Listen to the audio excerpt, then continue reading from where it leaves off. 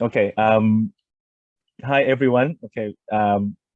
Welcome to the second talk of the RCT Human Capital Seminar Series. Okay, I need to say good morning to everyone. So it's again like very early morning, but like pretty late in the evening for Professor Jim Berry, like who will be our second speaker of our Human Capital Seminar Series. So may I firstly spend a few minutes to introduce our speaker today. So Professor Jim Berry is an associate professor of economics at the Lerner College of Business and Economics at the University of Delaware. He conducts research in development economics with a particular emphasis on microeconomics issues in health and education. In the health area, his work focuses on pricing policy of health products and its effects on consumer take-up, use, and impacts. And in education, he examines issues of education decisions, education production at home, and impacts of education policy. He has undertaken a number of projects in India covering issues such as remedial education, adult education, and pricing of education services. He's now working on several projects in Dominican Republic, evaluating the impact of education campaigns designed to encourage schooling. He has also conducted research in Zambia, Ghana, and Malawi, so many countries. Professor Berry holds a PhD in economics from the Massachusetts Institute of Technology and a dual BS degree in economics and political science from the MIT as well. And for today's seminar, Professor Berry is going to talk on his paper about mainstreaming and effective intervention, evidence from randomized evaluation of teaching at the right level in India, and which is a joint work with another 7 co-authors. But before proceeding to the presentation, I have a couple of things to inform. Okay, firstly, there is a live translation into Thai language, and you may access this channel into the interpretation button below. Okay, just click it, and then there will be a switch between Thai and English languages. And second, Professor Berry is happy to take questions along the presentation. So if you have any questions along the way, so please use the reaction button below in order to raise your hand. So the presentation today, including the Q&A, will last for 1 hour and 30 minutes. So without further ado, the floor is yours, Professor Jim Berry. Thank you. Thanks a lot for that introduction. Really excited to be here and to present this sort of long line of work that I've been working on for quite a while. So I should mention in terms of questions, I know I sometimes tend to talk fast, and please do interrupt. And if I don't happen to see somebody reacting in the individual Zoom windows, Nuat or any of the other folks who are savvy, if they can just let me know, and any verbal interruption is just fine with me. This is a little bit different from a normal sort of economics talk. It's going to be a little bit of history and kind of a development of policy in addition to the kind of regular randomized evaluations that we do. So I just want to kind of setting the backdrop. This is going to be something that's probably familiar to folks who are attending an RCT in Human Capital series. Basically, the backdrop of this is the learning crisis in low and middle income countries, and you know, usually the way we think about this is that many countries have been successful in increasing enrollment, especially sort of over the 1990 to around 2010 period, and to something that's at least much closer to universal enrollment in primary. This is all in primary school in these countries. But then when we get to learning, the picture is a little bit less sort of rosy. And this is just pulled from the 2018 World Bank's World Development Report. And I think that the figure on the left, the percentage of grade students who could not read a single word of short text, which are kind of like very like cat or the, in many countries is less than 50%. And similarly in math, the percentage of grade 2 students who could not perform simple two-digit subtraction, it's kind of hovering around 60% in a lot of these countries surveyed. And this, if anything, is maybe even a little bit optimistic, because many students are performing well below grade level in math, and even sort of number recognition at the second grade level can be pretty limited in a lot of countries. Yes. No, Jim, sorry, I'm a bit late. My name is T. Hilendro. I just see the graph, and I was wondering, it's quite amazing about Malawi. I don't know if you have any experience or any explanation. They did pretty poorly in language, right? But did pretty well in math. Yeah, I mean, I'm not sure. I have seen other, so these data are not always very easily comparable across countries, and it's actually very hard to find figures that compare well across countries. Usually the comparisons that I've seen that include Malawi usually have Malawi on the end. The math, I need to look into these math numbers, especially for some of these countries that are kind of up around 80%. I think those are higher than what I'm familiar with. I wanted to find a good cross-country comparison, and they're a little bit rough. I know that the system in Malawi is definitely sort of as stretched in terms of resources as you can get, with very, very large class sizes and very sort of limited infrastructure and teachers in their schools. But I think it's a little bit tricky to make these comparisons, because just the instruments testing the kids and stuff can be very different at this level. Well, thank you. Yep. Okay, so these are the trends in India. So this is now kind of drilling down. We're going to be talking almost entirely about India today, or at least until towards the end. And this basically shows that it's not really getting that much better. So this is based on the USR report, which is actually a series of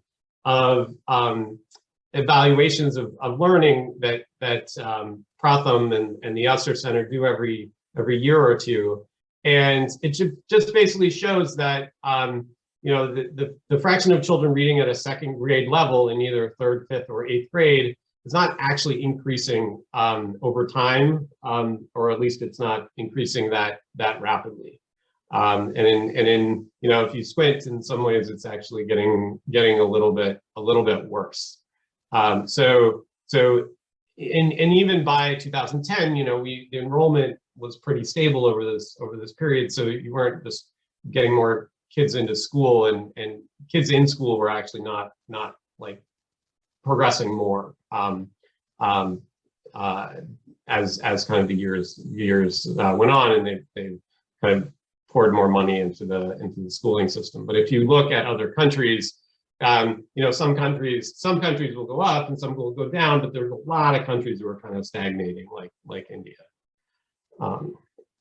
Okay, so what I want to do here is I'm going to kind of roll back a little bit to kind of the genesis of this kind of intervention, and in thinking about how this intervention was designed.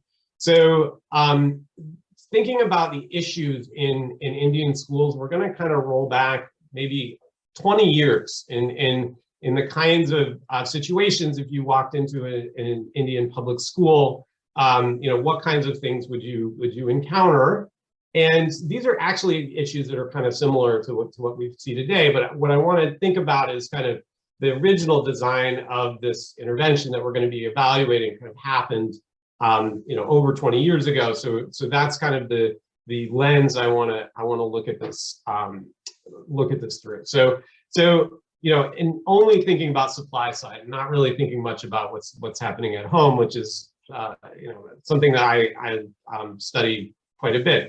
But here we're just looking at what's happening in school. So there is an obvious lack of infrastructure. The school buildings might be too small. There might not be rooms for all the kids. The kids might not have desks. There might be chalkboards, but no chalk. So there might be a lack of kind of physical infrastructure, physical inputs.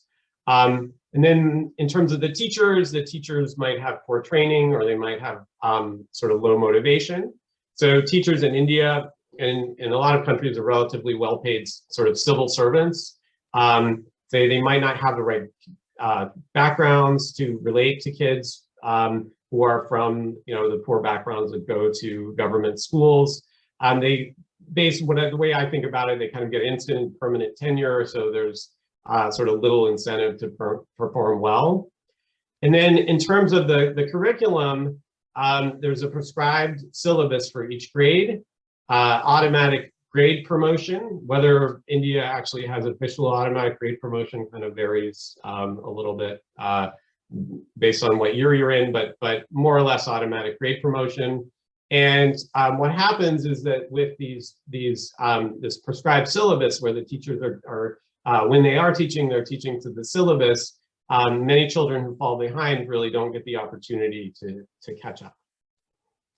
Okay, so potential solutions, and if you know any of this literature, we have maybe quite a bit of information on sort of pieces of this. But again, thinking 20 years ago when we actually didn't know, you could think about providing infrastructure, upgrading infrastructure, like building or upgrading school buildings, providing desks, chalk, books, etc. Or you could think of a change in approach to teaching. So you could think of a change to teacher incentives. You could think of changing the teachers, or adding new teachers, or para teachers. Or you could think about changing the curriculum or the pedagogy. So you could do that either with new teachers, you could do that with existing teachers, or you could even think of things that are kind of supplemental outside of school to kind of supplement what's happening in school. Okay. So Pratham's approach, and the things we're really going to be focusing on are kind of that last chunk of things, either kind of adding teachers, or hiring para teachers, or changing the curriculum. In one way or another, somebody is going to be teaching a different curriculum. So to this, in comes the non-governmental organization Pratham that we've been working with for a very, very long time. So Pratham is now a large NGO that started in slums in Mumbai in the mid-1990s. Today, it's the largest education-focused NGO in India. So Pratham's approach has changed over time. So it's a little hard to say what sort of the firm approach of Pratham, but sort of if you could kind of characterize their general approach, it's really to teach at children's current learning level, not based on some prescribed syllabus like what the government has. So oftentimes what that means is focusing on very basic and almost what we would consider remedial reading and mathematics skills. So really just kind of recognizing that children who are in sort of second, third, and fourth grade, many of them may not be able to recognize the alphabet or numbers, and actually giving them the help that they need to progress, and not necessarily progressing all the way up to grade level, but actually trying to get them to progress along as they can, and to kind of meet them where they are. Another approach that Pratham has tended to take is more active learning. So a lot of teaching in Indian schools historically has been based on a lot of rote learning, such as students repeating answers given by the teacher. So there's kind of, maybe a little bit more activity-based learning than what there historically has been. And again, if we go back to where they started, they were teaching using their own staff. And there was a model that they had, which was to hire teachers from the communities where the children lived. So it was less of a situation where a teacher would get hired by the government and then get kind of sent to whatever school they happen to be sent to. They would try to hire teachers from the communities where they would actually be teaching. So that was a sort of piece of their recipe initially, and it's one of the things that sort of evolved. So this is kind of where the JPAL researchers came in, or sort of my research team. You'll see where I come in a bit.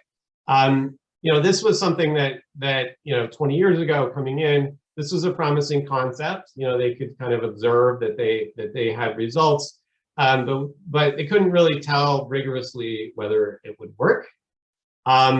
And so there needed to be some kind of evaluation, and so that's when they partnered with the Poverty Action Lab, although it wasn't even called the Poverty Action Lab back then. It was just a group of researchers from MIT.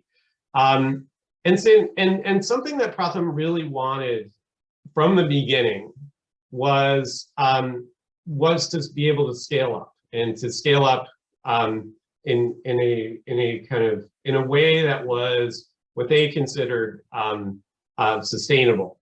So Pratham, they were initially teaching a small number of kids directly outside of schools, and sometimes just right around their office in Mumbai. But they really ultimately wanted to reach all children in India, and not necessarily doing it themselves. They actually, in some sense, wanted to become redundant and have their interventions become sort of self-sustaining within some system that somebody else could kind of take up, preferably the government, but somebody else. So they wanted to reach all children. They thought about community mobilization, and we'll talk a little bit about that. But really, they were kind of always thinking about how do we get the government to actually implement these programs, preferably in schools. Okay.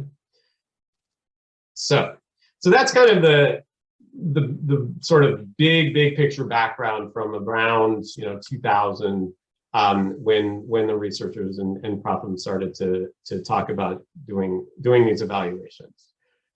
So again, I'm still kind of in kind of the intro.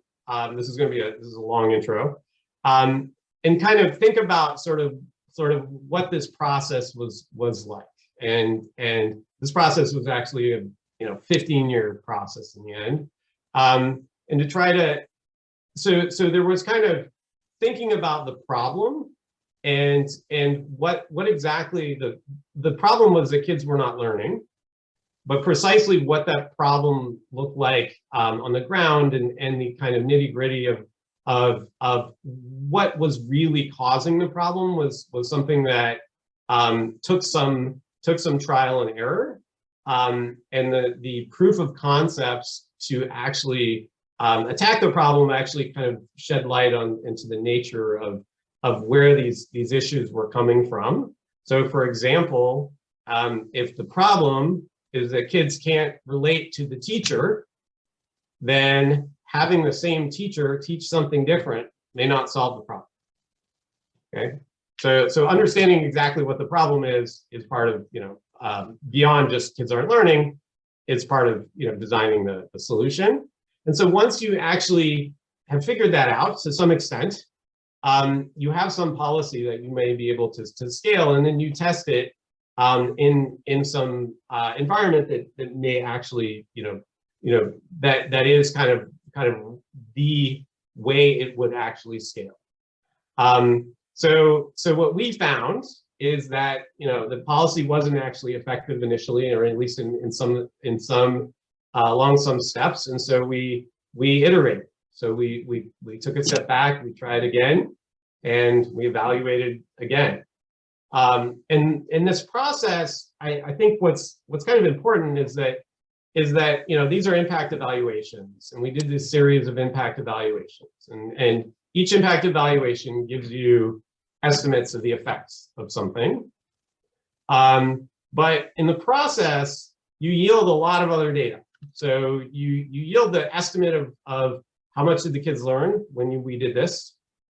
But you also learn what happened along the way, what else changed. And that actually tells us, or in this case especially, it told us a lot about how the program was being implemented and whether it was being implemented as intended.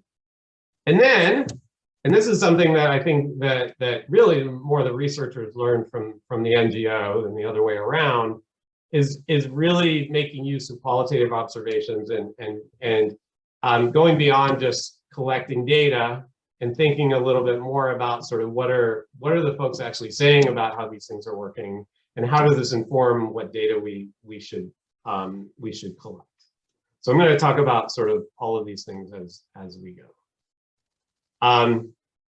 So before we get there, just to show you what the outcome we're talking about is. So I'm going to focus mostly on reading. So most of the interventions I'll be talking about focused on both reading and math. But for the most part, when the interventions were affecting reading scores, they were also affecting math scores. But these are very, very basic skills we're talking about. So, we're looking at kids in grades mostly 1 through 4 or 1 through 5. And in a lot of ways, even for the grades 4 and 5 kids, the goal is to kind of, think about how many of the kids can get up to this story level, where the story level is still very basic. This is kind of what the government syllabus will call a grade 1 or grade 2 level text. Okay, so and what we do, and when I actually show you numbers, for the most part, we're basically assigning numbers to each of these levels. I guess it goes kind of, starts with the alphabet and goes kind of counterclockwise. This is actually the testing instrument, and it's just organized in the way that could sort of fit each of the pieces. The levels that we assign are going to be 0 for can't read alphabet, up to 4, which is can read that sort of longer story on the left side of the instrument. And yeah, as I mentioned, this is really only talking about mostly first grade level and a little bit of second grade level skills. Okay, so that's really what we're trying to what we're trying to improve. So this is a real roadmap. I guess this is really, now I'm sort of getting towards the end of my intro here. So the evaluations that I'm going to be talking about are kind of go in sort of 3 steps. The first, these are all randomized control trials. The main thing that changes across these is the delivery method. So who is actually delivering the content and where. But the content was evolving too. And a challenge is that, these evaluations take a long time, and they take a year or 2 to run and to get results. And then you have to figure out what to tweak. And if you run a randomized evaluation, even if you're sophisticated and you have maybe even 4 or so treatment groups, you can only vary so many things. And so it's tricky to figure out, as we learn from these evaluations, what are we going to change between different rounds, and how do we sort of optimize what we've learned in each round for the next time. And that's why we need kind of all the information we can possibly get from both the impact evaluation and then from these kinds of other sources. And Pratham was changing too during this time. They were learning, and they were not just learning from the evaluators. They were learning from their own experiences, like during and outside of the evaluations. Okay, so the first step was kind of the diagnosis phase, or the proof of concept phase that I was talking about. And these are kind of older papers that started, at least the evaluations actually started in around 2001 with a para teacher, so a contract teacher type intervention in the state of Gujarat and in Mumbai and Maharashtra, 2001 to 2004. The next one was a similar teaching method, but different delivery through a volunteer in the state of Uttar Pradesh in 2005, 2006. And that kind of at least set the groundwork for trying to get this policy into schools.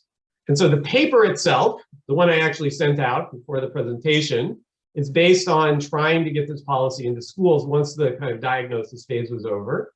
So there were initial attempts to scale up with teachers in 2 states in between 2008 and 2010. There was a second attempt with teachers in 2012 to 2013. So if there was a second attempt, that kind of implies that the initial attempt didn't work, which is true. And then there was another model, which was called the mobile team model, that happened in schools immediately after that, which is kind of an alternative model when it was suspected that maybe it wouldn't be so effective to work in contexts where it may not work to work directly with teachers. So the paper that the kind of meat of the presentation is going to be about those 3 steps.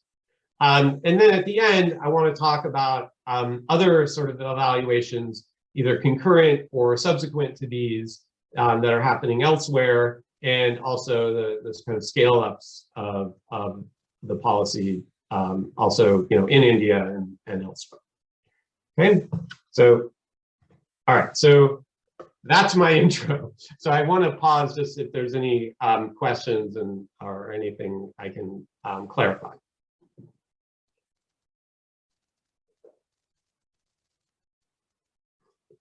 Okay, so I haven't gotten to the meat of it yet. So, okay, so I'm going to talk first about the proof of concept. So again, I'm doing the precursors to this main study. So the initial evaluation took place in 2 locations, in Mumbai and Vadodara, which are 2 cities in the western part of India, from 2001 to 2004. And this was a para teacher or a kind of contract teacher model. The contract teacher was called a Valsaki, and they were placed in each school in either grades 3 or 4. And this was kind of nominally a remedial program where the contract teacher was teaching reading and math for 2 hours per day for the 20 lowest performing children in each grade. So 2 hours per day was actually half of the school day. These were schools that ran in shifts, sort of 4 hours, 4 hours. So 2 hours per day was actually half of the school day. And so, there were 2 main pieces to this. One was kind of the remedial teaching part, and the other was who the teachers were. They were recruited from the communities near the schools, and Valsaki means child's friend. So the idea was to try to get to put teachers in front of kids who were maybe sort of a little less kind of socially, I don't want to say socially distant because it means something now these days, but someone who came from the same communities and had a similar background as the kids. And another idea was because they're contract teachers, maybe they feel a little bit more accountable. So they they could be fired if they weren't performing well, because the idea was if regular school teachers, they kind of stayed no matter what. That didn't actually turn out to be very important, and that was kind of learned early on. So this is something that was like I was part of this from an early stage. I wasn't a PI at the time. This was from around 2004, towards the end of the intervention, but I was a research assistant. This was me when I was 26. when I started working on these projects. So I was a research assistant on some of the early evaluations. So I was involved in a lot of the on the ground implementation, we'll say. So what did we actually find? So this program was effective at improving test scores. There were math scores as well as language. I told you I was going to mostly talk about levels, but they weren't actually using that same testing instrument way back then. So they were talking in terms of standard deviations, which may or may not be that helpful a metric to think about. But the improvement that the kids had was about a third of what the control group improved over the course of the year. The treatment group improved by that much more. Okay, so it was pretty big. The effects were concentrated on the lowest performing kids, which kind of begged the question: what was really behind this? So a few things were happening here, and it's a little bit hard to tease apart. So the teacher was grouping kids by level. So they were actually able to really teach to the kids' levels. And they focused on basic skills because they were teaching the kids who were the most lagging behind. But the effects could have been driven by other things. They were also decreasing class sizes because there was another teacher. And this idea that the teacher might have been, had more accountability or had different characteristics that might have made them more effective, that also could have mattered. And you can't tell. These were based solely on this evaluation. You can't tell exactly what's happening. You can take a guess and look at some of the other data, but one of the challenging things is if the effects are all driven by the kids that the contract teacher is teaching, then it's something about what the contract teacher is doing or who the contract teacher is, or maybe just smaller class sizes for lower performing kids. It's hard. So we have something that works, but we don't know exactly what we still don't totally know what the problem is and kind of how to pinpoint how to fix it. But in the meantime, there's other research happening, and we can use other research to think about what we're how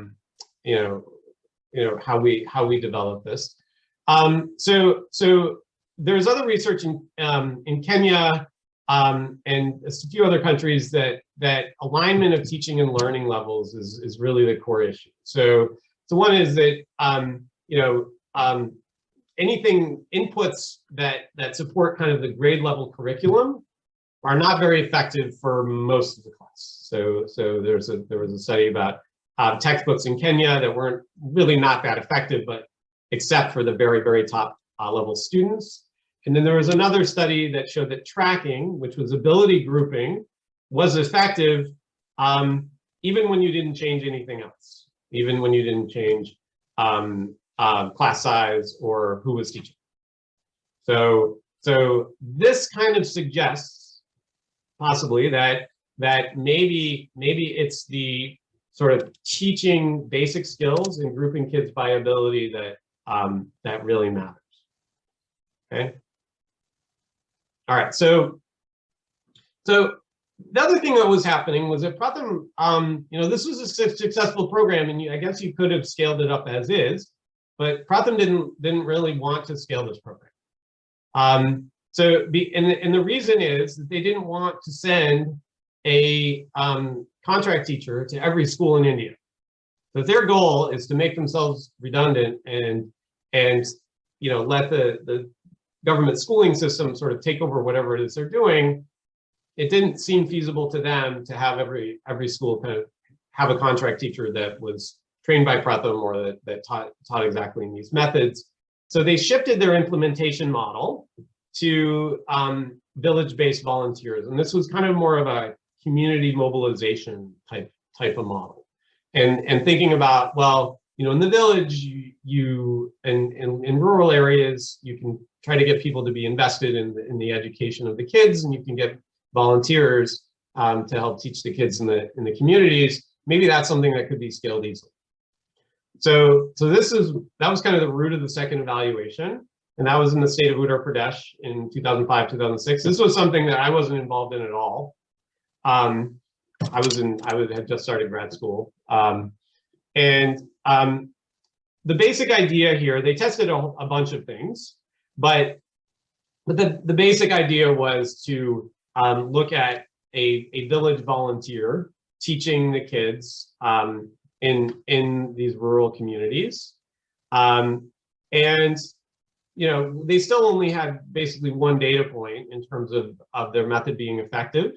And they wanted to know, would their previous results hold under a big change in context from urban slums to rural villages, and a change in the implementation from paid contract teachers to unpaid volunteers. And they saw this as a model that was possibly more scalable. So I apologize, I'm skipping around a tiny bit on the slides, but this was 280 communities, about 65 treatment and 85 control communities, where the rest of the communities were other treatment groups that had other kind of community mobilization arms. And these were primary school age kids, but the age range was a little wider than it was in the previous study. So what happened? Well, only 8% of the kids saw the volunteer. So they went out and they surveyed the kids that were kind of in the sort of catchment area and the kids they thought the volunteer would target. Only 8% ever saw the volunteer, but the treatment group improved by about, now I can go to levels because they were now using that same instrument, by about 0.08 levels. That's not very big, but it's very big if you consider that only that 0.08 levels really only applies to the 8% of kids who saw the volunteer. So that's pretty large, and it actually implies an improvement of almost one whole level for the kids who saw the volunteer. So you're actually multiplying that 0.08 by about 12 to get the, I guess that's more of a treatment on the treated, the sort of very, very quick treatment on the treated type of effects. And the interpretation there is that, yeah, you can sort of change context and implementation of this teaching approach, and it still works. So it survived the change in context, and it survived the change in implementation. So great. So these are kind of the two proof of concept studies. So the Balsaki evaluation helped diagnose the problem and showed that the initial iteration of TARL of teaching at the right level was effective. And then the next evaluation in Uttar Pradesh showed that it worked with volunteers rather than paid staff and in a different context. And so the next step, so what happened, and what Pratham was kind of worried about was not necessarily that the volunteer intervention wasn't effective, it just wasn't reaching that many kids. And so the idea was that maybe it wasn't so scalable, or it was scalable, but it wasn't going to have the kind of impact that they were interested in. So that's kind of where we land in terms of thinking about, all right, next step is really trying to engage the schools and get to a model that can actually be scaled up very broadly. Okay. Any questions?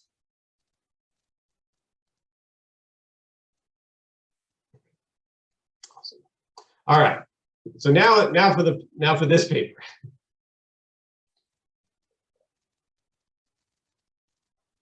So this is the paper that I sent out. So there were basically three rounds of evaluation in that paper. So there was an initial attempt to scale up with teachers in two states, in Bihar and Uttarakhand, 2008 to 2010. So that was a couple of years after the volunteer intervention. There's a second attempt with teachers in Haryana, which is another state. And then another alternative model that was tested in schools immediately after that. So I'm going to go through sort of these three pieces and continue to kind of talk about how this model sort of was getting iterated over time.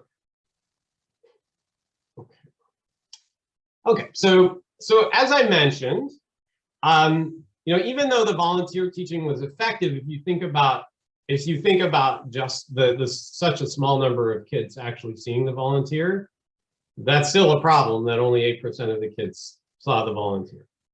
So the other thing that Pratham was kind of worried about in the background was creating a sort of shadow or parallel schooling system that still wouldn't be kind of fully scalable. They'd still have to be very involved in creating and sort of running this parallel schooling system. So their new model was to really try to implement in schools and figure out a way to use existing school teachers to kind of lead this. And in the two previous models, that wasn't happening. So this is kind of the new kind of piece to this.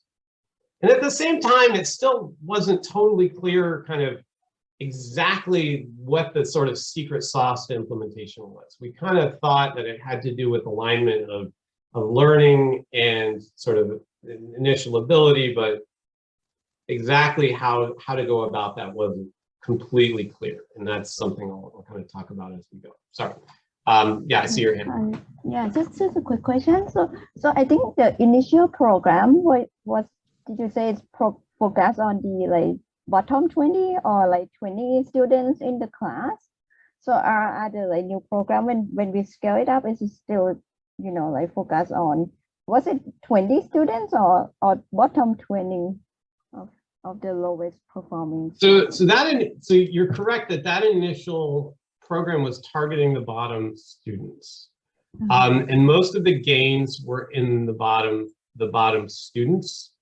The teacher wasn't doing really, the regular classroom teacher wasn't trained, and they didn't really do anything different. So the only thing that the top students kind of benefited from was kind of a smaller class size and maybe a more homogeneous sort of group.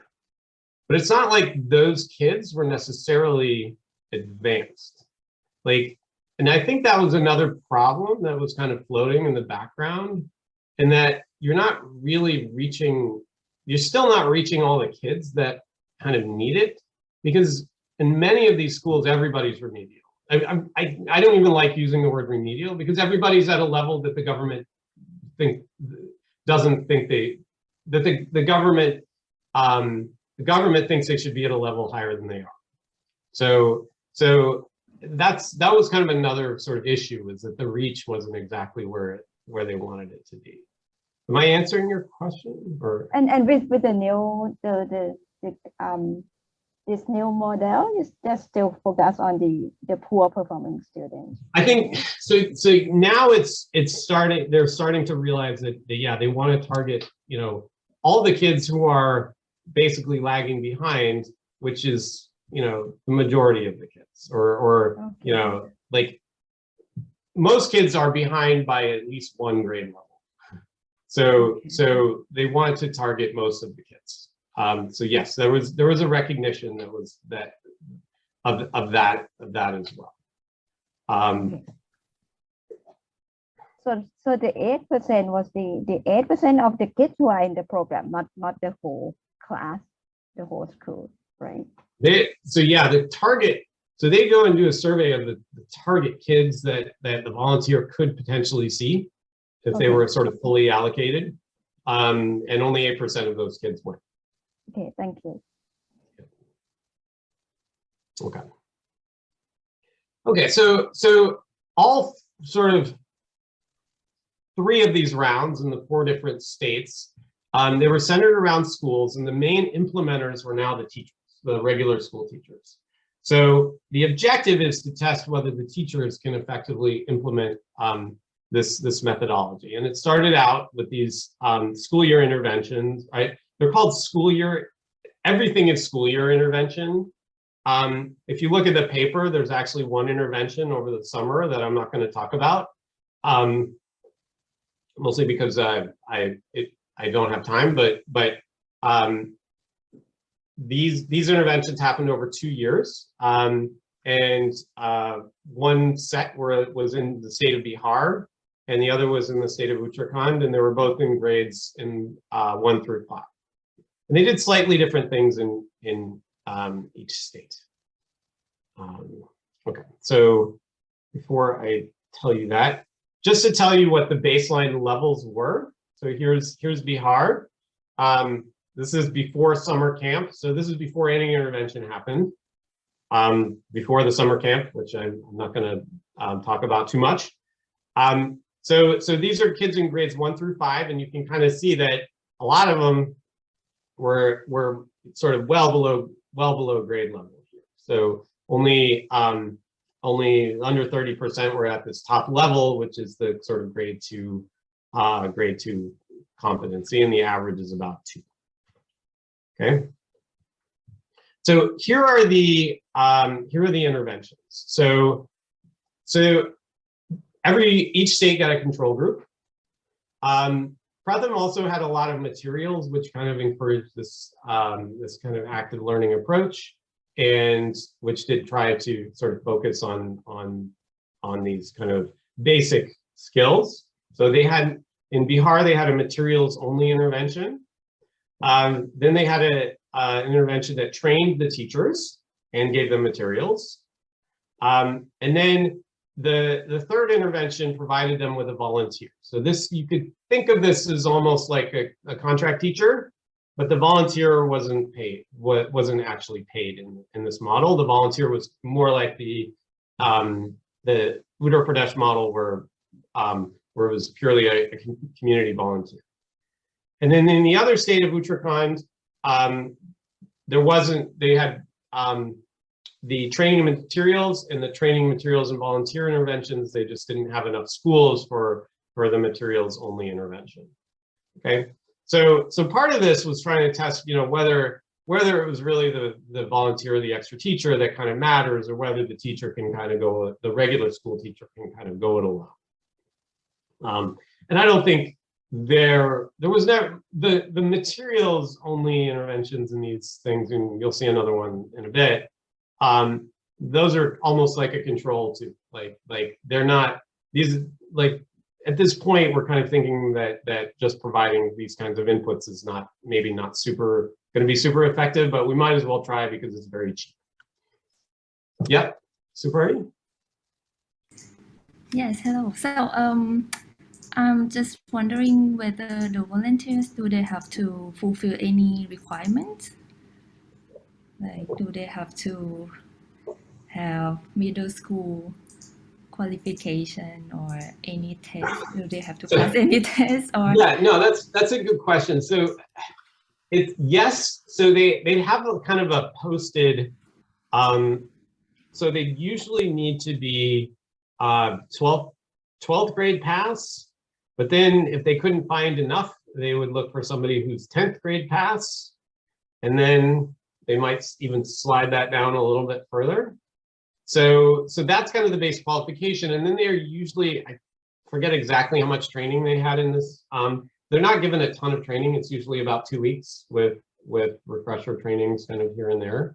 So it's pretty light.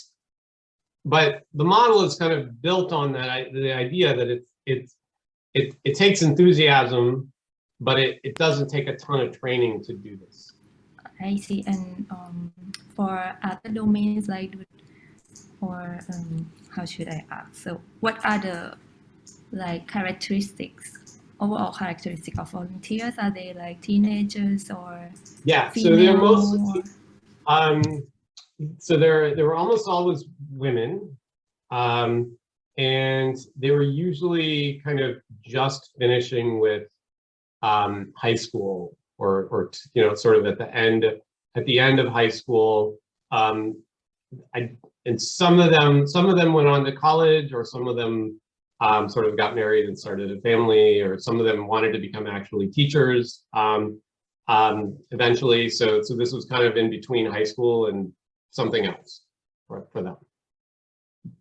But that's a great question. They're kind of simple. Okay, thank you. But the characteristics are actually kind of similar between volunteers. These are the 2008, 2010 volunteer and the 2001, 2002 Valsaki.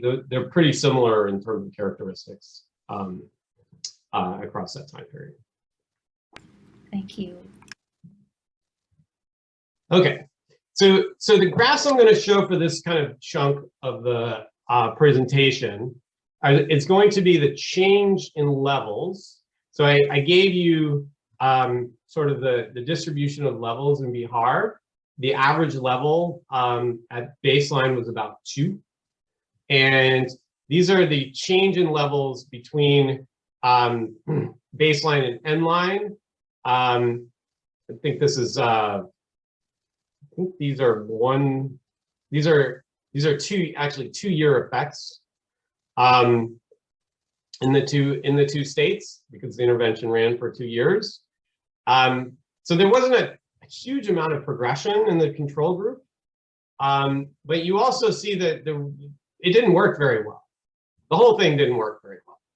So the whiskers, the vertical bars on these, are the standard errors, and you can kind of see that the progression of almost all of the treatment groups was statistically the same as in the control group, except for this one particular training materials and volunteer intervention in Bihar. And I have a piece of a slide on that. But this kind of failed. The whole thing kind of failed. And that was kind of what sort of came out of this. So why did it fail? And the answer, this is kind of a busy table, but the answer is that there was a big piece of it that wasn't really implemented.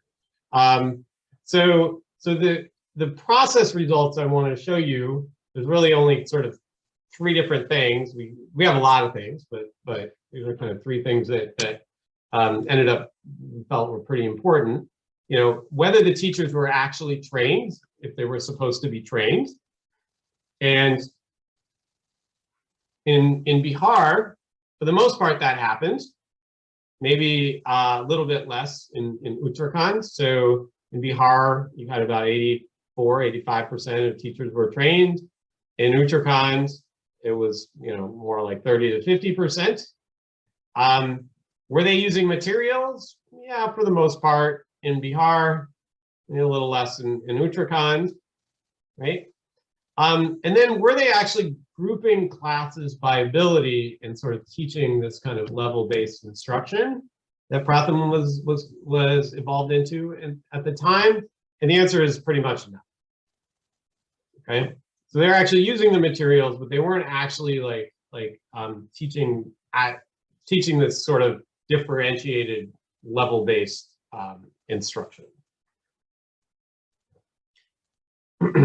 So this is a busy slide, but the main observation here is that the teachers never really implemented the methodology.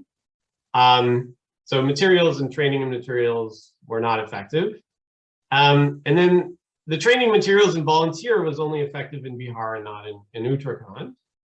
And why was this? Well, we think it's actually because of where the volunteers were. So in Bihar, the volunteers were actually teaching outside of schools. So this looks a little bit like the previous sort of village-based intervention where you just have these community-based volunteers. And this was kind of because, you know, the government, when they were working with Pratham to design the evaluation, this is kind of what they decided on. So the volunteers were teaching outside of schools, and this sort of works, but we sort of knew it worked before. And then in Uttarakhand, the volunteers were teaching inside of the school. There's kind of some stuff going on. We look at the process monitoring and data. So other process monitoring, like when the monitors went to the schools, who was there and what were they doing? You know, either sometimes the volunteers themselves were actually teaching the whole class.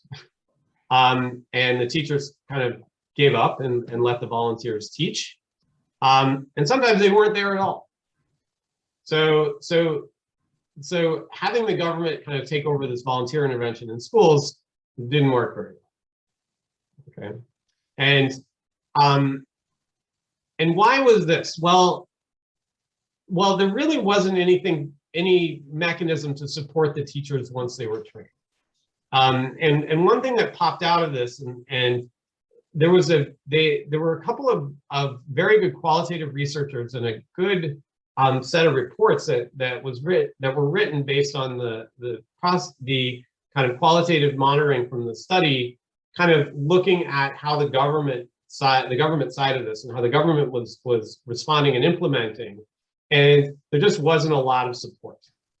And so once the teachers were trained, they kind of let them to their own devices, didn't change their incentives or tell them to you know, how much to emphasize the stuff that they were being trained on.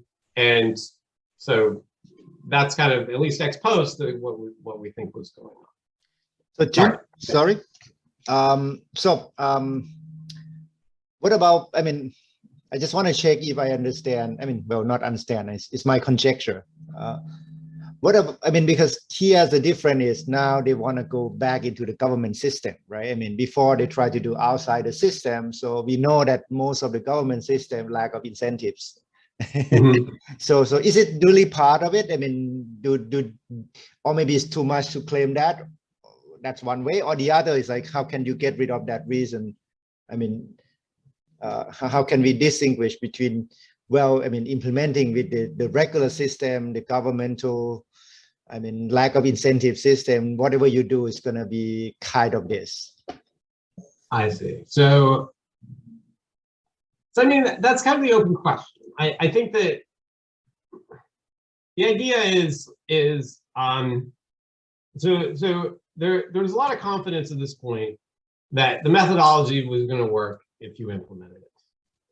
And they had a lot of top level support, like the education, I forget what they're called, but the sort of the state level education departments were very supportive, and they did the trainings. And the question is, like, you know, ex post, yeah, it's easy to see that it wasn't enough. I think at the time it was just like, well, you know, maybe if we put a volunteer in the school to kind of, you know, help support the teacher, then maybe that would be enough. But it all sort of fell. It all ex post, yeah. I think in hindsight it kind of makes sense that it didn't work. But I, you know, beforehand, it was like, well, a lot of things were working. Like some of the original stuff, you know, there wasn't. You could even think that the initial evaluation was the initial sort of iteration was kind of crazy. That just paying somebody $10 a month to go and basically be a school teacher is, and have it be that effective was surprising to me. So I mean, I kind of face a similar issue. I mean, when I work with these government schools, I mean, it's kind of something similar going on. So they say, well, they will do it. I mean, we cannot really know what they're really doing it. And if we ask them personally, they will say, oh yeah, I'm doing it. But it's, I'm not sure it's the same thing happen in India. Yeah, that's true. That's true. There's always a lot of verification that needs to happen. Thanks. Yeah, Nada? Just a clarification question. So is the grouping by ability like the requirement of the program, or is optional? So it's something that was part of, at this point, this is also part of the evolution. At this point, it was something that was part of the program, but it wasn't the only part of the program. So there were like, you know, teaching using the materials and teaching in sort of an active way, and then also grouping. But the hardest thing of the sort of pieces is regrouping the kids by ability and teaching sort of separately to these groups. And one of the things that was kind of realized at the time was that if you do not turn that into the sort of main focus, it will not get done. Okay, so I totally agree that there's more than one. So there's more than one thing going on. So there's the program itself, you know, was a little bit more complicated than could have been implemented by the existing teachers. Yeah, And- because I see that if you cannot group them, it will be hard to teach at the right level. Yeah, and it's possible that you can, I mean, if you just lower the level, I think part of it was also just putting the curriculum aside for a while and trying to teach, more to the level of more of the kids, right? But yeah, ability grouping was part of the training, but it was also the hardest thing to implement, and it wasn't sort of emphasized as kind of the main thing. So the two changes that actually happened between this and the next iteration were, one, program-wise, the ability grouping sort of became the core of what was supposed to happen from Pratham's side. And then from the implementation and the government side, it was, we got to figure out how to get better support for the teachers, and not just train them and ignore them. Thank you. So that kind of leads in to the Haryana, another state, and a few years later, the Haryana study. And this was done in 300 schools in grades 2 through 5.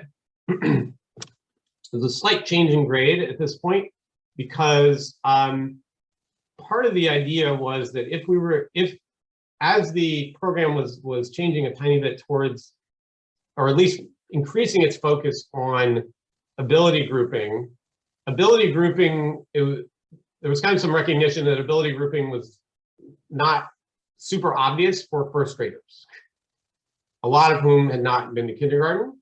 So the dispersion in abilities would kind of start happening in second grade, and that's kind of when ability grouping makes the most sense. So the evaluation in Pratham was starting to really focus more on sort of second grade and on. And that's when kids, it's harder to fall behind, it's harder to identify a kid who's falling behind in first grade, for example, because many of them have never been to school before. And so this was a simpler evaluation. It was wrapped up in another evaluation that the government wanted to do that ended up not working at all, that we wrote up as a separate paper. But the Pratham part of it basically just had two parts. It was a control group and training and materials for teachers. We already knew that training materials didn't work before, but things were changed so that maybe this iteration would work. So the big difference here was monitoring and support. So how did we, and this was something that as researchers in collaboration with the government, we said, look, it didn't work this other way before. So how do we figure out, how do we get more support for the teachers? And it turned out that they have these supervisors called assistant block resource coordinators. And they were kind of supervising, supposed to monitor at schools and mentor the teachers. And so they were the supervisors that could have helped. And in actuality, they didn't really do much. They would visit schools every once in a while. They would check that the meals were being served and kind of check off that the school wasn't falling down and the infrastructure was okay. But they didn't have a lot to do. So one of the things that the intervention was designed to do was to teach these resource coordinators, these managers, better monitoring practices. And so they actually improved the monitoring in the control schools too. And they took very detailed school and classroom observations. They actually went in and observed classes. They gave feedback to the teachers and to the school principals. And for the schools that actually got the intervention, they answered questions and did their best to encourage the teachers to actually implement. Okay, so the monitors were trained by Pratham, and then they were kind of set off to help the teachers implement. So that was kind of the big difference. As I mentioned, there was a difference in the actual intervention with more explicit instructions to divide students according to learning level. And then another thing that happened to actually emphasize that this was kind of its own thing, and that this wouldn't interfere with all the sort of normal, run through the curriculum stuff that teachers had to do. There was an expansion of the school day, and that time was, the government told the intervention schools that would be the time allotted to implementing teaching at the right level. Okay, so there was really sort of a dedicated time to do it, a more clear instructions about what to do, and managers to help the teachers do it. Okay. And this works a lot better. So this was over 1 year. The levels improved in the control group by about 0.7, and they were about 0.9 in the treatment group. So this worked, we would say, really well. And I'd say really well also because this intervention was actually very cheap. There wasn't a lot of extra resources that had to go into this other than training. It was really teacher training intervention where some of the extra resources was kind of a reallocation of resources or just a use of resources that were underutilized in the managers. And so this is something that does seem quite scalable in that sense. And the process results, especially once we kind of contrast this to, and this is exactly the same process categories as with the Vihara Nutrakan interventions, there was a little bit more sort of fidelity to the training and use of materials, but the real difference was that the ability grouping happened. And it happened sort of during the dedicated time. It didn't happen at other times, but that was kind of not they weren't told to do that. So we think that that's kind of the linchpin of why this worked. And we have some other evidence that these managers, the block resource coordinators, were actually helpful. The teachers and the headmasters reported them to be helpful in actually sort of supporting the teachers to implement. All right. Okay. Right. So I just said this. So they made their school visits. The resource coordinators made their school visits, and they provided support to teachers. And so our interpretation is that the extra top-down monitoring and sort of administrative help, administration helped overcome the implementation challenge that we faced. Okay, so I'm just kind of checking the time a little bit, and I want to make sure I'm able to sort of wrap up comfortably. So what I'm actually going to do is I'm going to skip over the last bit of this particular study, which is the mobile team model. This was another kind of chunk that was another chunk of the study that was implemented in the state of Uttar Pradesh, where Pratham actually essentially took over the schools for 50 days out of the school year. Because the teachers themselves were not, the entire sort of system was not very effective. And the idea was to see if Pratham could actually do something that's not the entire length of the school year, but just a small fraction of the school year, and see if that was something that could possibly work and be scalable. And I'll skip it. Up to this, camp was the name of the intervention. You can just see these are huge effects. So it worked very, very well. But I'd like to skip a little bit about talking about that, just because I wanted to talk about the extensions and policy implications and things like that. So thinking about just the kind of arc of this thing. And so this started with the 2 initial proof of concept successes in Vadodara, Mumbai, and in Uttar Pradesh, back starting in 2001. And then even from that point, starting in 2008, it still took 4 more RCTs over 10 years to move from that proof of concept to a policy to policies that Pratham was sort of ready to support scaling. And so it took a really long time.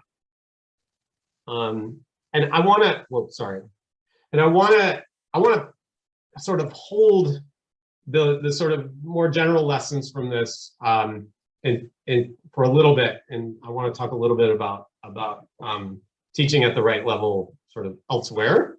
So this is kind of insertion of get more studies. Okay, so and these are actually studies that that some of my colleagues at University of Delaware are involved in. So this is Duflo, Casel, and Lucas. Adrian Lucas is my colleague at the University of Delaware. Duflo is actually a different Duflo. This is Annie Duflo, who's Esther's sister, and Casel is Jessica Casel. She's she was one of the country directors in Ghana of Innovations for Poverty Action at the time. Anyways, so this study, so in Ghana, they did a teaching at the right level study around 2010 to 2013. And this was something that the government of Ghana was very keen on, and they actually visited India, and some of the government officials from in education visited India and got basically training and did some site visits with Pratham staff. And so what they wanted to do was basically implement some version of this. And this was actually still in the kind of the earlier sort of stages of teaching at the right level. It wasn't as clear that ability grouping was kind of the be all and end all, or at least let's say the be all or end all, but a very important key to making this work in India. And so this was a very large study with 500 schools, 4 treatment arms and a control arm. And you'll see, I'll show you the graphic of what the treatment groups were. The key questions were really how to use assistants. These were essentially a type of contract teacher, and exactly how to split the classes. So this was kind of a sort of offshoot of the sort of older Balsaki model and thinking about volunteers and things like that. So this is a figure from this paper. So if you look down the sort of left side, these are the interventions and the kind of components, and thinking about sort of what are the pieces of each intervention. That's kind of going across each row. So the first treatment is called assistant-led remedial during school. That is basically the Balsaki model from Baroda and Mumbai. The second one was assistant-led remedial after school. So that's like a contract teacher or volunteer intervention after school.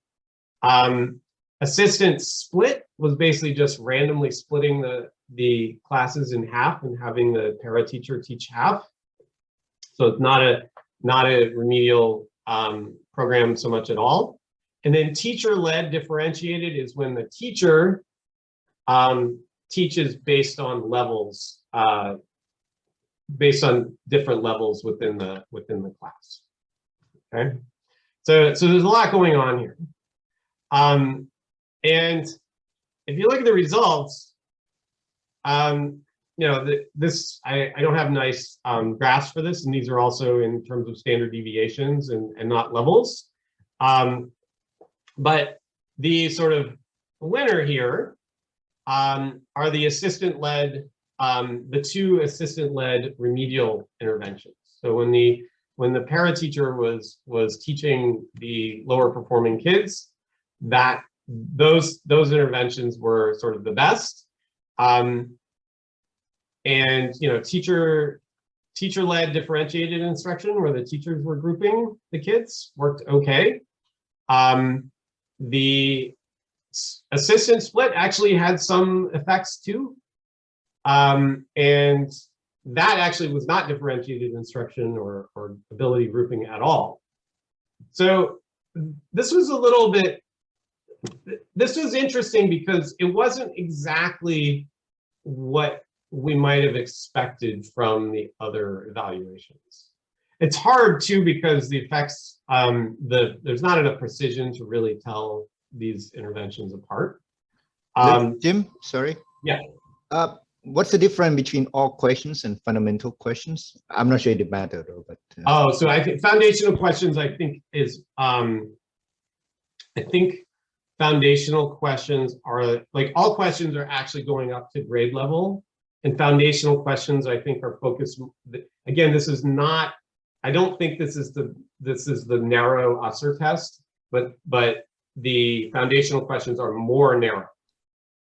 It's a narrower, more basic set of questions. Okay, I see. This is not to check the teach to test or anything like that, right? It has. No. It has more to do with the level of the questions. So yeah, and I think it's a little bit hard because you have if you're looking for statistically significant results, some are, some aren't. Although if you test these jointly, I think everything will come up sort of, I think at least marginally significant. Can we interpret that after school actually is even better than, well, I mean, not that much, but not. Yeah. So that did seem to do the best. But again, like they're all sort of in the same ballpark.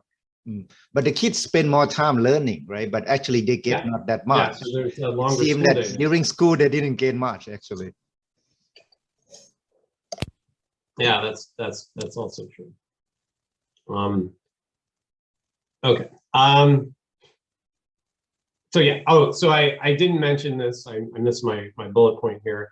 So the implementation, if you think about, all of these required somebody to teach at a targeted group, and so that if you use that metric of implementation, I don't want to expose you to too many tables, but the implementation was actually strongest in the first two treatments, and that was where the effect sizes are largest. So so that kind of made sense. Although again, this does not tell us exactly the story that I've been telling you, that the only thing that matters is the kind of ability grouping, because clearly, some of these other things, it's like class size or whether the assistant was teaching did seem to work. It's a little bit hard to tell because everything is pretty similar in terms of effect sizes. Okay, but another thing, another sort of, another spin you could put on this is, this was pretty impressive because this was really implemented by the government. There's no Pratham in Ghana. The Ghanaian education department went to India to learn about this stuff, but they did all of the implementation themselves. So that was one difference, that they didn't have Pratham there to directly train, and it still actually works pretty well. Okay. So then there's another paper. This is the last paper, I promise. Another paper in Ghana, also by my colleague Adrian Lucas at the University of Delaware, and another colleague at the University of Delaware, Sabrine Begg, and Ann Fitzpatrick, who's at UMass Boston. So this is another partnership with the government of Ghana, and this is more recent. And this was kind of after the sort of the kind of management level, the management results of Haryana were kind of known. That how do we train managers and headmasters and teachers to actually implement this well? So this was in the 2018 and 19 school year. And again, this was like, how do we do this? How do we do this and ensure good implementation? Especially because actually implementation in the first set of Ghana results was okay, but it was still a little bit spotty. And here there were two treatment arms. It's basically what kind of management training do people get? One is mostly the kind of management of they get trained in the methodology and how to basically supervise the teachers in implementing the methodology. And then the other was a kind of additional, more general management training for the supervisors. So, you know, does kind of management matter in general? And they find that the main thing was that actually doing this kind of training and materials plus management training interventions both worked pretty well. These are about 0.1 standard deviations, which at least in India, that's about 0.1 levels, but I'm not exactly sure how standard deviations translate into levels in Ghana. But the implementation works very well. And so these were both very, very successful. And again, they didn't involve Pratham. They involved the government actually implementing these things. And so in Ghana, they've really shown that the government can kind of take this over and implement it. Right? Okay. So kind of starting to wrap up. Okay. So general lessons kind of, yes, sorry. I think I missed the earlier part that I think you have been, you mentioned along the way about standard deviation and level. And I'm facing a similar problem. I'm doing something here right now. So I want to hear more, a little bit, if you can clarify or give a comment on that. It seems that you tend to, I mean, whatever I hear from you is like you like the level more than standard deviation. What's the reason behind yes, I'll tell you. So, all right, so I'm on slide 54. This is going to be a little unpleasant, but I want to go all the way back to this. Okay, so the challenge about, so there's a couple of challenges. So one is fundamentally we only have 5 levels, right? 1 through 4 and 0. And so when you convert this to standard deviations, like it's going to be really lumpy. It's not kind of smooth, sort of something that would be kind of a nice normalized. Maybe that's what I saw from my data too. Yeah, and so one of the things that we've done in parts of this is we actually say, well, in order to reach, say, level 1 in learning alphabet, you have to get, I think you have to identify 5 letters. And so we actually assign a fraction of a point if you can identify less than 5. But even when you do that, you still get a lot of lumpiness. Yeah. So that's kind of problem number 1. And then problem number 2 is that, you know, standard deviations really depend on the people that, like, it depends, you know, on the test and the folks that you're that you're testing, right? Because it's all standard deviations relative to the control group. So if the control group uniformly knows nothing, then a small effect in levels may be a very large effect in standard deviations. But if the control group is very, if the control group, if there's a lot of dispersion in the control group, a lot of variance, you know, then the effect sizes may be smaller. So you get those kind of things. And I think that this test here is so simple that doing these kind of things in levels is a lot more transparent. And you know, one thing that actually Abhijit Banerjee likes to do is he doesn't even want to average the levels. He'll just say, show me the distribution. How many people move up to level 1 from level 0? And then that basically takes everything and makes it entirely non-parametric and says, like, you know, you're not reducing this. You know, you could say one thing that people complain about a lot actually is that the difference between level 2 and level 3 is actually really small. If you know level 2, usually you can do level 3 because reading fluency is only level 4. So if you can read all of the words in level 2, you can probably do level 3 just because it's just reading them back to back. So there's other problems in that these aren't like going from level 2 to level 3 is not the same as going from 0 to 1. So we can talk about it offline. I think I may have a site or two if you would like. Thank you. Okay. Okay. So what did we learn?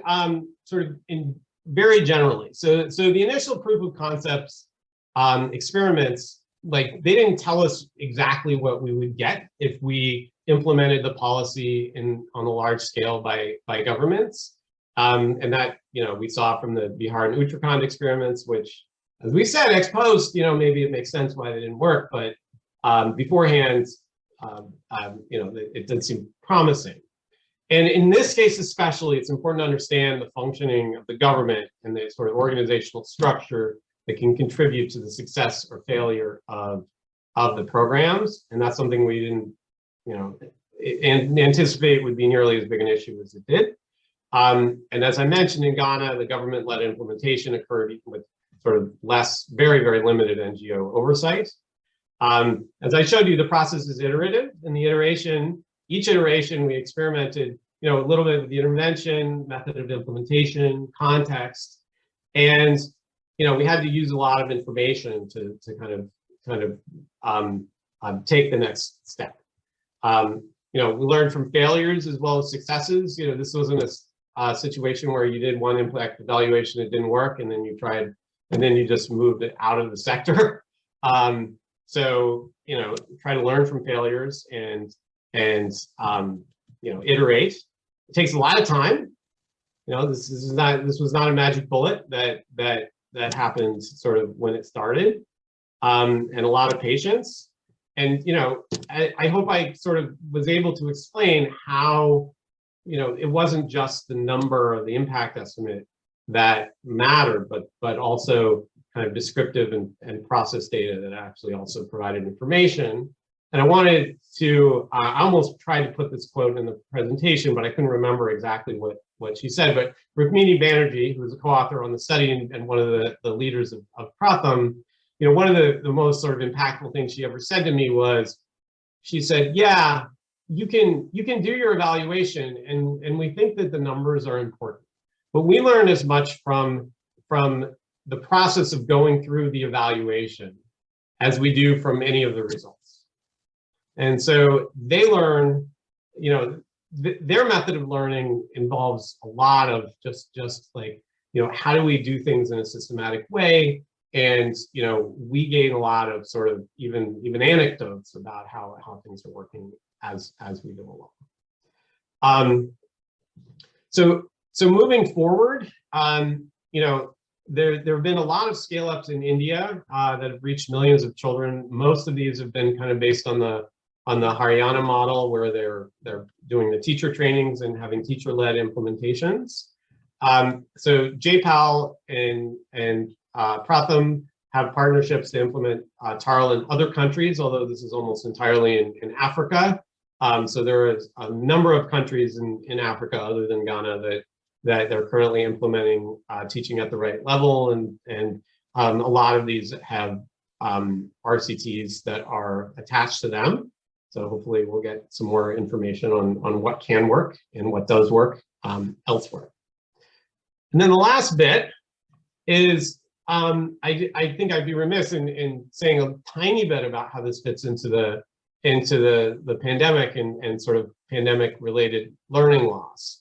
So first of all, the kind of obvious thing is, to the extent that there is pandemic related learning loss, and there's evidence that there is in many countries, this means that many more children have fallen behind, which kind of underscores the importance of this type of intervention and implementing these types of interventions broadly. And then the second point, which I think is an interesting kind of point about government functioning, is that it gives governments kind of an excuse to reform, right? And so this quote from the Economist article from last year, the governments have fretted lest large-scale catch-up programs be seen as an admission of failure. Yet the disruptions caused by the pandemic have created an opportunity, says Rukmini Banerjee, one of Pratham's bosses. Now they can blame COVID, she says. So now the governments, don't have to admit failure to educate their children. They can just say COVID happened, and now the kids aren't learning. So maybe we need to reform. So I thought that was very, very interesting, and that's kind of where I'd like to end on. So thank you very much. This was very, very fun for me. Okay, yeah. Thanks very much, Jim, for the presentation. And I think we have already run out of time, but we have already had like lots of questions along the presentation. So on behalf of the organizer, I think thank you very much, for sharing us like so many papers. And then I would say it's like a very long process, right, of doing. Yeah, there's a reading list. There's a big reading list for this presentation. Of getting it right. Yeah, feel free to email me any follow-up questions or any thoughts you might have. Yeah. And regarding the seminar series, if you miss any talks, previous talks, or you like to watch Jim again, you can look for the recorded video on the YouTube channel of the EEF as well as on the peer website. And then thanks everyone for joining us today, and please join us again maybe for the upcoming seminars. And thank you for today. Bye-bye. Thank you so much, Jim. Bye. Thank you, It's a Jim. lot of effort, really. So we appreciate it a lot, and we hope maybe Nada, you have something to say? No, just thank you very much. We learned the whole history about at the right level. A good history lesson. Yeah, so if there's a chance, maybe we can invite you to Thailand. Yeah, I'd love to. Maybe to do some study or to. Yeah, no, that would be wonderful. That'd be wonderful. Okay, thanks a lot. Thank you. Thank you so much. Good night. Good night. Good night. Good night.